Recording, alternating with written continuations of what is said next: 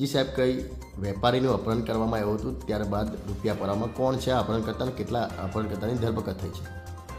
જી, તારીખ 12/1ના રોજ સાંજના રાત્રિના 10-1 વાગ્યાની આસપાસ ફરિયાદી પિયુષ દિનેશભાઈ માવાણી જે પોતાની હેરિયર કાર લઈને આવતા હતા અને એ સમય દરમિયાન આરોપી કિરીટ માવાણી અને એના અન્ય મિત્રો સાથે મળીને સ્કોડા કારમાં હતા. તો પાછળથી ગાડી અડી જવાથી આ આરોપી કિરીટ માવાણીએ કે ભાઈ મારી ગાડીને નુકસાન થયું છે, તમારે ખર્ચો આપવો પડશે એમ કરીને ફરિયાદીની હેરિયર ગાડીમાં કિરીટ માવાણી અને અન્ય 3 ઈસમો બેસી ગયેલા અને ફરિયાદીને કહ્યું કે તારે જો સમાધાન કરવું હોય તો મને 2 લાખ રૂપિયા આપવા પડશે, ખર્ચો મારે વધારે છે એમ કરીને એની ગાડીમાં બેસીને એને ગાડી આખા સિટીમાં ફરતા રહ્યા, કાપોદ્રાથી લઈ સરથાણા ઉત્તરાયણ વિસ્તારમાં. અને પછી ફરિયાદીએ એના મિત્રને ફોન કરીને કીધું કે મારે કે ગાડી અડી ગઈ છે તો મારે આનું સમાધાન કરવાનું છે, મને પૈસાની સગવડ જોઈએ એમ કરીને પ્રથમ 50,000 રૂપિયા લઈને આપ્યા.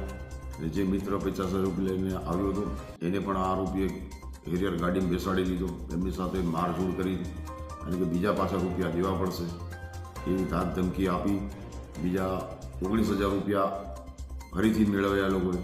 અને એ સમય દરમિયાન આ આરોપી ફરિયાદીની હેરિયર ગાડીમાં ફરિયાદી અને પેલા સાહેબને લઈને ઉત્તરાયણ વિસ્તારમાં અને કાપોદ્રા વિસ્તારમાં તેમજ સરથાણા વિસ્તારમાં ફરતા રહ્યા.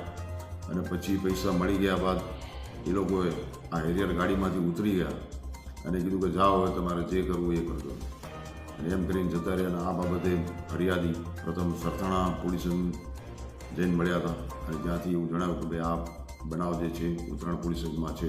એટલે સવારે અહીંયા પોલીસ સ્ટેશન આવતા ફરિયાદીની વિગતવારની ફરિયાદ લેવામાં આવેલી છે અને આ કામે મુખ્ય આરોપી કિરીટ માવાણી એને પકડી લેવામાં આવ્યો છે.